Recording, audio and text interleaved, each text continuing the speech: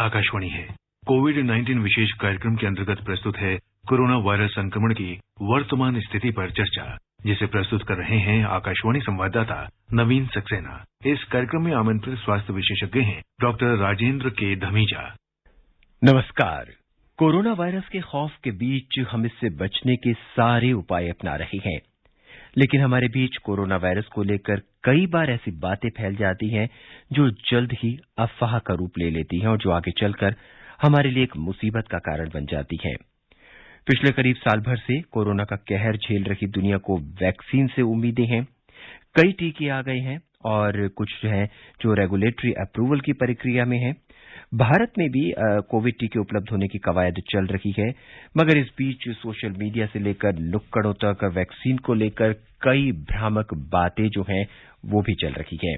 और इन सभी सवालों का जवाब है हमारे ये कार्यक्रम, जहां हम आपको कोविड के बारे में सीधी, सही और सच्ची बातें बताते हैं।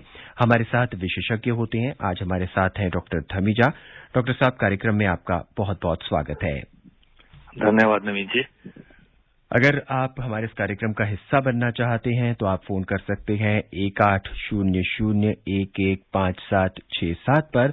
इसके अलावा आप 23314444 पर भी फोन कर सकते हैं। दिल्ली से बाहर के श्रोता हैं तो 011 लगाना न भूलें। डॉक्टर साहब, आज के इस कार्यक्रम की शुरुआत हम वैक्सीन को लेकर ही कर रहे हैं। सरकार ने दिशा निर्देश जारी कर दिए हैं। जनवरी से टीका लगाने की प्रक्रिया भी शायद आरंभ हो जाएगी। कौन कौन से टीके जो हैं इस समय देश में उपलब्ध हैं और क्या इसकी प्रक्रिया है और कैसा ये कार्यक्रम रहेगा? अभी तक तो कोई टीका उपलब्ध नहीं है और सभी वैक्सीन की रेगुलेटरी अप्रूवल का इंतजार है। 3 वैक्सीन ऐसी हैं जिन्होंने हमारे drug controller general of India को अप्लाई किया है इमरजेंसी अप्रूवल के लिए, और उसमें जो फाइजर की वैक्सीन है वो यूएस बेस्ड है और 2 वैक्सीन हमारी भारत की इंडिजीनियस हैं, एक कोविशील्ड और एक कोवैक्सीन के नाम से। जो कोविशील्ड वैक्सीन है वो एस्ट्राजेनेका और ऑक्सफोर्ड यूनिवर्सिटी द्वारा तैयार की वैक्सीन और सीरम इंस्टीट्यूट ऑफ इंडिया द्वारा ट्रायल के द्वारा जो कोशिश की जा रही है उसने भी अप्लाई किया है, और जो कोवैक्सीन है वो हमारी आईसीएमआर और भारत बायोटेक की जो वैक्सीन है। सो इन तीनों वैक्सीन के एप्लीकेशन पेंडिंग है अभी और इंतजार है कुछ डेटा का, और मुझे उम्मीद है कि आने वाले कुछ हफ्तों में, जैसे माननीय प्रधानमंत्री महोदय ने भी कहा है कि वैक्सीन जो है कुछ हफ्तों की बात है, and I would say it is around the corner, जब ये हमारे यहाँ पे भी इस्तेमाल होना इसका शुरू हो जाएगा।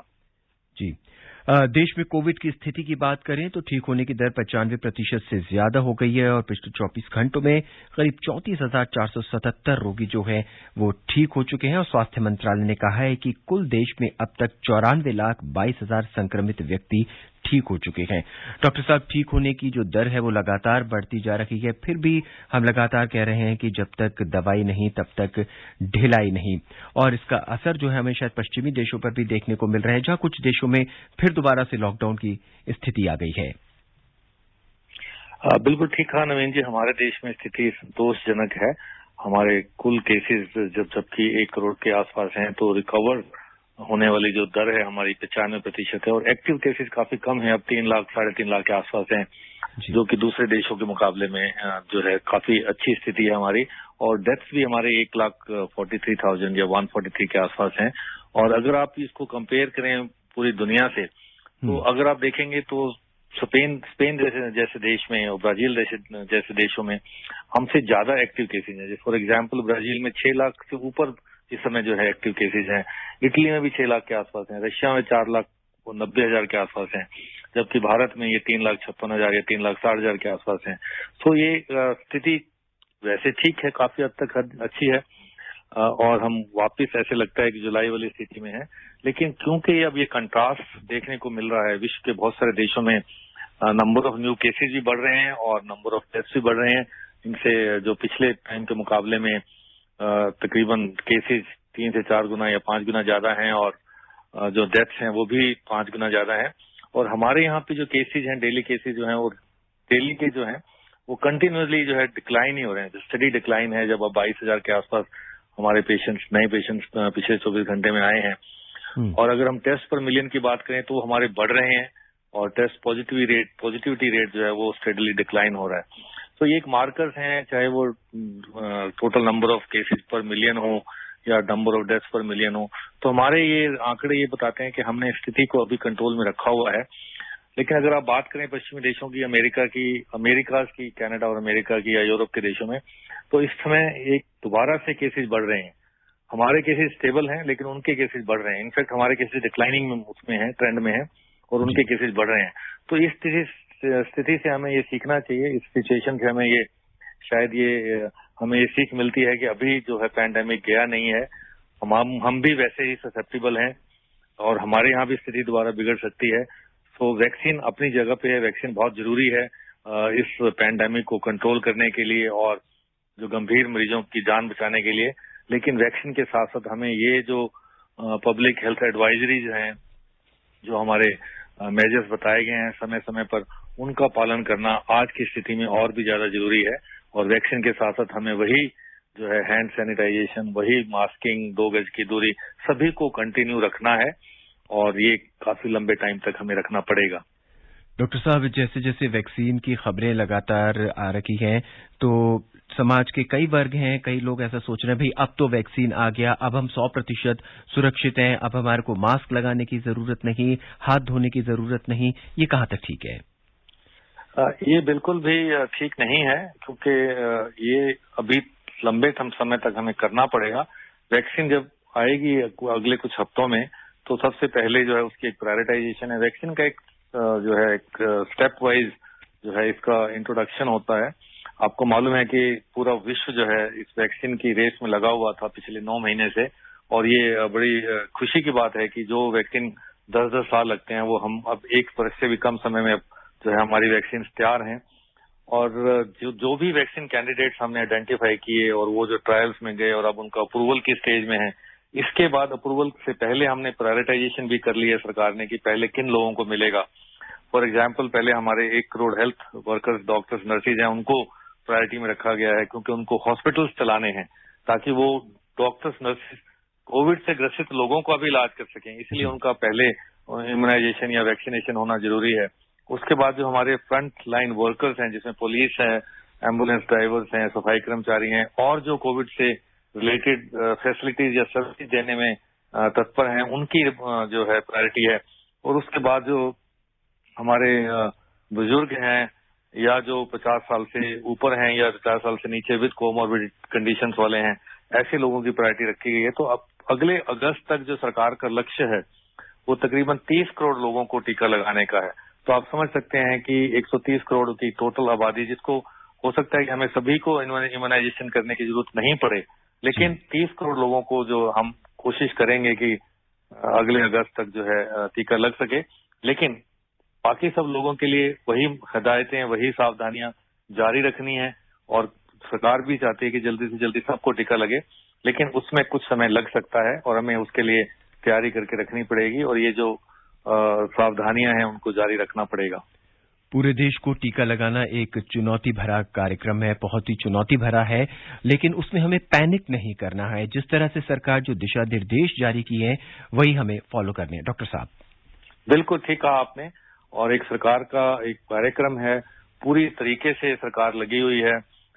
स्टेट लेवल पर स्टेट एडवाइजरी और स्टेट टास्क फोर्स गठित की गई हैं, इवन जिला लेवल पर भी की गई हैं, और विभिन्न मंत्रालयों में 23 मंत्रालयों के अलग अलग विभागों में इसका कार्य चल रहा है। ट्रेनिंग दी जा रही है, कोल्ड चेन बनाए जा रहे हैं, स्कूल, पोलिंग स्टेशन, इन सब की व्यवस्था की जा रही है।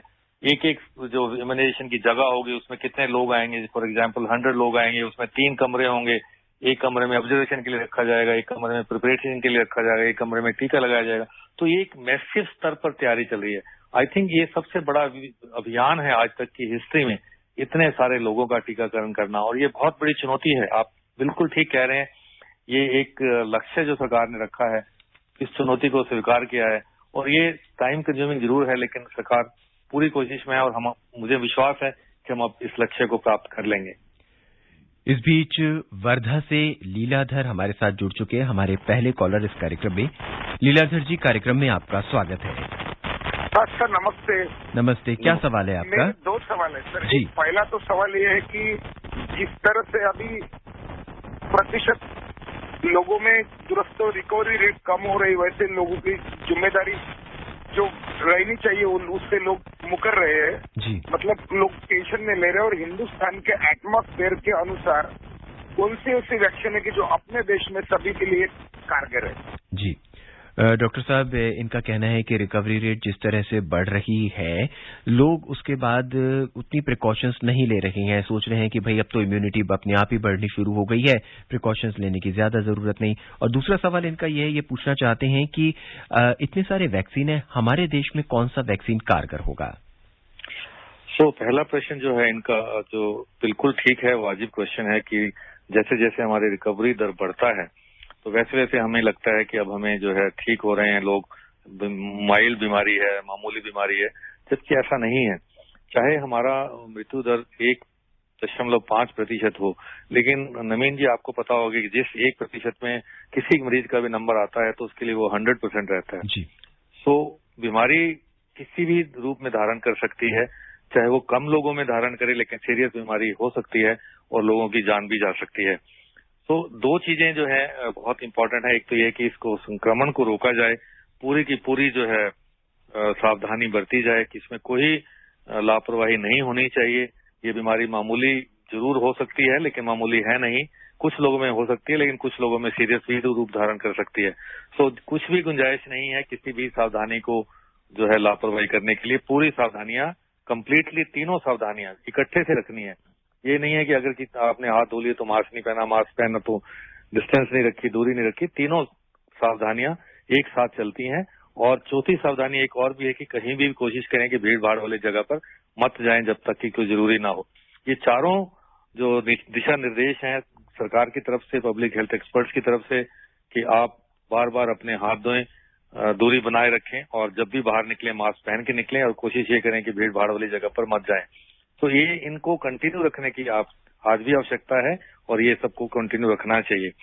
जहां तक इनका दूसरा प्रश्न है कि कौन सी वैक्सीन हमारे देश के लिए उपयुक्त रहेगी, तो मेरा ये मानना है कि ये वैक्सीन अब आने वाली है, राउंड द कॉर्नर है, और समय समय पर अगले कुछ महीनों में बहुत सारी वैक्सीन जो है अप्रूव होंगी और हमारे देश के लिए मल्टीपल वैक्सीन की जरूरत पड़ सकती है। और सभी वैक्सीन की कहीं ना कहीं पे उपयुक्तता जो है होगी, चाहे वो हमारे देश की इंडिजीनियस वैक्सीन है, उनका एडवांटेज है कि उनके लिए हमारे लिए -70 जैसी टेम्परेचर जो कि फाइजर और मोटेना वैक्सीन को जरूरत पड़ती है, फाइजर के लिए पर्टिकुलरली, फाइजर की वैक्सीन -70 डिग्री कोल्ड चेन की जरूरत पड़ती है। तो वो हर भाग में, देश की हर जगह पर पॉसिबल नहीं हो, लेकिन हो सकता है कि कुछ बड़े बड़े शहरों में उसकी भी उपयुक्त हो सकती है। ज्यादा जगह पर हमारे देश में लगभग सभी जगह पर जो हमारी अपनी वैक्सीन है, कोविशील्ड और कोवैक्सीन, जिनके लिए बहुत ज्यादा लॉजिस्टिक्स और बहुत ज्यादा कोल्ड चेन की आवश्यकता लंबे टाइम से नहीं रहेगी, वो ज्यादा उपयुक्त हैं, जिसको हम सीरम इंस्टीट्यूट ऑफ इंडिया बना रही है और ICMR और भारत बायोटेक की मदद से दूसरी वैक्सीन जो कोवैक्सीन है वो आ रही है। तो ये दोनों वैक्सीन तो भारत के हर देश में, हर प्रदेश में, हर जगह पे जो है उपयुक्त रहेंगी। लेकिन मुझे ये लगता है कि जितनी ज्यादा वैक्सीन हो उतना ही अच्छा है, और जितने ज्यादा लोगों को हम लगा सकें उतना अच्छा है। वैक्सीन अगर आ भी जाए तब भी हमें मास्क लगाना, हाथ धोना और 2 गज की दूरी है, इसे मेंटेन करके रखना है। एक और कॉलर हमारे साथ जुड़ चुके हैं, वजीर दिल्ली से। वजीर जी नमस्कार, कार्यक्रम में आपका स्वागत है। नमस्कार, धन्यवाद जी। क्या सवाल है आपका? पूछना चाह रहा था सर, ये जो 2 प्रकार का जो वैक्सीन जो बन रही है, एक तो तापमान को लेकर बन रही कि मैंने तापमान में रखनी चाहिए 1 डिग्री से, तो ये क्या है सर? और सर दूसरी बात मेरे को कह रहे हैं कि दिल्ली में जो एकदम से ठंड जो बढ़ गई है, कोरोना के लिए कितना खतरनाक है? धन्यवाद। डॉक्टर साहब, वैक्सीन का जवाब तो हम लगभग दे ही चुके हैं। इनका दूसरी जो जिज्ञासा ये जानना चाहते हैं कि जिस तरह से दिल्ली में अचानक ठंड बढ़ गई है, उससे कोरोना का क्या असर होगा? वैक्सीन के बारे में थोड़ा सा मैं और इनको बताना चाहता हूं कि जो 2 तरह की वैक्सीन की बात कर रहे हैं, तो ये अलग अलग टेक्नोलॉजी हैं। जो -70 डिग्री की जिन्होंने जिक्र किया है, वो फाइजर की वैक्सीन है, अमेरिकन वैक्सीन है, जो एक नया प्लेटफॉर्म मैसेंजर RNA के उससे तरीके से बन रही है, और पहली बार ऐसा बन रही है। अभी तक कोई भी वैक्सीन मैसेंजर RNA या mRNA के प्लेटफॉर्म पे नहीं बनी है, और ये एक बड़ा इम्पोर्टेंट जो है माइलस्टोन है वैक्सीनोलॉजी में और वैक्सीन में। अगर ये वैक्सीन कामयाब होती है तो हो सकता है कि आने वाले समय में बहुत सारी वैक्सीन इसी प्लेटफॉर्म पे जो है बनाई जाएंगी आगे, और बहुत इजी रहेगा। अगर ये टेम्परेचर वाला जो इनका जो -70 का जो कंट्रोल्ड एनवायरनमेंट है, अगर इसको हम चेंज कर पाए तो ये बहुत उपयुक्त रहेगा। जो दूसरी वैक्सीन है वो मैसेंजर आरएनए वाली, वो मॉडर्ना वाली जो है, वो भी अमेरिकन कंपनी बना रही है और उसको अमेरिकन सरकार ने भी बहुत बढ़ावा दिया है। उसके लिए -70 डिग्री टेम्परेचर नहीं चाहिए, लेकिन फिर भी एक्सटेंसिव कोल्ड चेन की जरूरत है जी। जो दूसरी तरह की वैक्सीन है जो वायरल वेक्टर्स वाली हैं, जो हमारे देश में बन रही हैं, वो उसकी टेक्नोलॉजी जो टाइम टेस्टेड है, स्टैंडर्ड टेक्नोलॉजी है, जैसी दूसरी वैक्सीन बनती हैं वो भी उसी वेक्टर प्लेटफॉर्म पे बन रही हैं। और ये वाली वैक्सीन के लिए जो भारत में बन रही हैं, इनके लिए बहुत ज्यादा स्ट्रिक्ट स्ट्रिंजेंट कंडीशंस की जरूरत नहीं है। आम फ्रिज और फ्रीजर वाली जो टेम्परेचर्स हैं उनमें इनको रखा जा सकता है और इस्तेमाल आसानी से किया जा सकता है। जहां तक इनका दूसरा प्रश्न है कि सर्दी के मौसम में, सर्दी के प्रकोप में कोरोना वायरस पे क्या असर पड़ता है, तो डेफिनेटली जब सर्दी का मौसम होता है तो वायरस की जो क्षमता है वो थोड़ा ज्यादा समय पर रहती है। लोग भी बंद कमरों में रहते हैं जहां वेंटिलेशन कम रहती है, तो प्रॉक्सिमिटी ज्यादा रहती है, और ठंड की वजह से जो पोल्यूशन भी ज्यादा रहता है, तो सस्पेंडेड पार्टिकल्स और ड्रॉपलेट्स जो हैं हवा में ज्यादा देर तक टिकते हैं, तो वो इन्फेक्टिविटी का जो एक्सपोजर है वो ज्यादा समय तक रह सकता है। तो इन चीजों को देखते हुए जो है एक्सपोजर थोड़ा सा रिस्क ज्यादा रहता है सर्दी के मौसम में, और सभी को ध्यान रखना चाहिए। और वही सावधानियां जो है तीनों बेसिक प्रिकॉशंस हैं, डिस्टेंस रखने की, दूरी रखने की, और मास्क पहनने की, और जो बार बार हाथ धोने की, और बाहर मत निकलने की जब तक ये बहुत जरूरी ना हो। सो ये सावधानियां कंटिन्यू रखनी चाहिए सर्दी में भी, और ज्यादा ध्यान देना चाहिए। इस समय आप सुन रहे हैं कोरोना की वर्तमान स्थिति पर चर्चा, और आपके सभी सवालों का जवाब दे रहे हैं स्वास्थ्य विशेषज्ञ डॉक्टर धमीजा। अगर आप इस कार्यक्रम का हिस्सा बनना चाहते हैं तो फोन कर सकते हैं 1800-115767 पर। यह नंबर टोल फ्री है और आप देश के किसी भी कोने से हमें फोन कर सकते हैं। इसके अलावा आप लैंडलाइन नंबर 23314444 पर भी फोन कर सकते हैं। दिल्ली से बाहर के श्रोता हैं तो 0111 लगाना न भूलें। इस बीच कोलकाता से अशोक अपने सवाल के साथ हमसे जुड़ गए हैं। अशोक जी, कार्यक्रम में आपका स्वागत है। क्या सवाल है आपका? Hello hello. अशोक जी, कार्यक्रम में स्वागत है आपका। क्या सवाल है? हमारा सवाल सर ये है कि नाइसेट जो एक तो कलकत्ता में जो नाइसेट है ना, नाइसेट में एक तो कॉलेरा का, ये कॉलेरा इंटरनेशनल कॉलेरा, वहाँ पर एक तो ट्रायल चल रहा है कलकत्ता में। ट्रायल में बोल रहा है कि 1000 ट्रायल होगा, तो उसमें 500 व्यक्ति को ओरिजिनल दिया जाएगा और 500 को प्लेसबो बोलकर एक तो क्या शब्द यूज हो रहा है पेपर में। ये प्लेसबो क्या चीज है, इसको जरा हमको जानने का दरकार है। डॉक्टर साहब जी ये जानना चाहते हैं कि फेस ब्लॉक क्या है? आई थिंक ये वैक्सीन की बात कर रहे हैं कि वैक्सीन का ट्रायल शायद इनके यहाँ पे चल रहा है, और उसमें आधे लोगों को जो है वैक्सीन दी जा रही है और आधे लोगों को प्लेसिबो दिया जा रहा है। तो ये जो है ट्रायल का सिस्टम है जिसको हम रैंडमाइज कंट्रोल ट्रायल्स बोलते हैं, और उसमें जो भी ट्रायल पार्टिसिपेंट्स रहते हैं, ना तो उनको पता होता है कि उनको वाकई में वैक्सीन मिली है या उनको जो है नॉर्मल सेलाइन या प्लेसिबो मिला है, ना ही वैक्सीन देने वाले को पता है, ना ही पार्टिसिपेंट को पता है। ये सेंट्रलाइज प्रोसेस है, और ये जब ट्रायल खत्म होता है तब ये लॉक जो खोला जाता है तब पता लगता है किसको क्या मिला है। तो ये एक तरीका है वैक्सीन की एफिकेसी देखने का कि जिन लोगों को वैक्सीन मिली है उन लोगों में कितनों में बीमारी हुई, और जिन लोगों को वैक्सीन नहीं मिली उनमें से कितने लोगों को बीमारी हुई। तो ये देखा जाता है कि जो सक्सेसफुल एफिकेशियस वैक्सीन जो हैं, जिन लोगों को प्लेसिबो ग्रुप में डाला गया है उनमें बीमारी बहुत ज्यादा तादाद में होती है, और जिनमें वैक्सीन में ग्रुप में डाला गया है उनमें बहुत कम लोगों को बीमारी होती है। फॉर एग्जाम्पल, अगर 100 लोगों को वैक्सीन मिली है और 100 लोगों को प्लेसिबो या नॉर्मल सेलाइन का इंजेक्शन लगा है, तो अगर उन 100 लोगों में जिनको वैक्सीन नहीं मिली है उनमें से 10 लोगों को अगर ये बीमारी हुई, और जिन लोगों को जिस ग्रुप में वैक्सीन मिली है उसमें एक व्यक्ति को अगर ये बीमारी हुई, तो 10:1 का रेशियो जो है वो 90% एफिकेसी इसको मानते हैं। तो इसका मतलब ये है कि जिनको वैक्सीन मिली वो प्रोटेक्ट हो गए, उनको जो है प्रोटेक्शन मिली वैक्सीन से और उनमें बीमारी बहुत कम हुई, जबकि प्लेसिबो ग्रुप में जो नॉर्मल कंट्रोल ग्रुप है उन लोगों को वैक्सीन नहीं मिली, और उस ग्रुप में ज्यादा लोगों को ये बीमारी हुई। जी, इस बीच हरियाणा के सिरसा से ओम प्रकाश अपने सवाल के साथ जुड़ चुके हैं। ओम प्रकाश जी, क्या सवाल है आपका? हाँ, नमस्कार जी। मैं एलोपैथी विशेषज्ञ की जो प्रिकॉशन उन्होंने 2-4 गाइडलाइनें और जो ऐड की हैं, तो मैं उन पर आपको विचार देना चाहता हूं और आप अपनी प्रतिक्रिया व्यक्त करें, क्या उनका विचार जो है एलोपैथी विशेषज्ञ को। मैं भी एलोपैथी के प्रशंसक हूं, तो मैं उन्हीं की बात करूंगा। तो एलोपैथी विशेषज्ञ ने ये कहा है कि साल में 365 दिन होते हैं। यदि 30 दिन हम रूम टेम्परेचर का सुबह उठ के, यानी शौच जाने से पहले सुबह उठ के रूम टेम्परेचर का बैठ के घूंट घूंट करके 2 गिलास पानी पीते हैं, तो लगभग जो है अन्य फायदे भी रहते हैं। जो ग्लो, इस पर स्किन पर ग्लो भी बनी रहती है, और जो स्टोन बनने का चांस लगभग गुर्दे और इसमें पित्ते में पथरी बनने का चांस लगभग ना के बराबर रहता है। तो एक तो ये हो गया। दूसरी प्रिकॉशन उन्होंने ये बताई है कि यदि हम बाईं हथेली पर सरसों का तेल जितना आ सकता है आसानी से, और दाएं हाथ की छोटी उंगली से यदि नाक में सरसों का तेल श्वास द्वारा लेते हैं, और नाभि में भी और पीछे पैन जो बोन जंक्शन होता है नीचे पीठ के नीचे, यदि उस पर नियमित लगाते हैं और सप्ताह में कभी कभी समय अपने हाथ से मसाज करते हैं, तो लगभग जो है बोन फंक्शन भी पूरा वो रहता है, और लगभग जीवन भर जो है नाक, कान एवं गला सुरक्षित रहता है। और एक तीसरी बात उन्होंने जो चेतावनी। डॉक्टर साहब, ये जानना चाहते हैं एलोपैथी के साथ साथ जो आयुर्वेदिक दवाइयां हैं और जिस तरह के नुस्खे हम लोग अपना रखे हैं, वो कितने कारगर हैं? नवीन जी, मैं तो साइंस का स्टूडेंट हूँ और एलोपैथी प्रैक्टिस करता हूँ। हालांकि हमारे यहाँ पे आयुष मंत्रालय ने काफी गाइडलाइंस जारी की हैं, और उसमें देखा गया है कि लोगों को काफी फायदा हुआ है। उसमें जो है उनका एक काढ़ा है जो सुबह शाम उनका सेवन है, उसके कॉन्स्टिट्यूएंट्स हैं, बहुत लोग उसको इस्तेमाल भी कर रहे हैं और वो लोगों को फायदेमंद भी हुआ है। ऐसे ही ये भी कहा गया है कि अगर आप गर्म पानी के सेवन करेंगे गुनगुने पानी से, तो भी आपका गले में जो है टेम्परेचर ठीक रहेगा और वो वायरस को मल्टीप्लाई करने से रोकता है।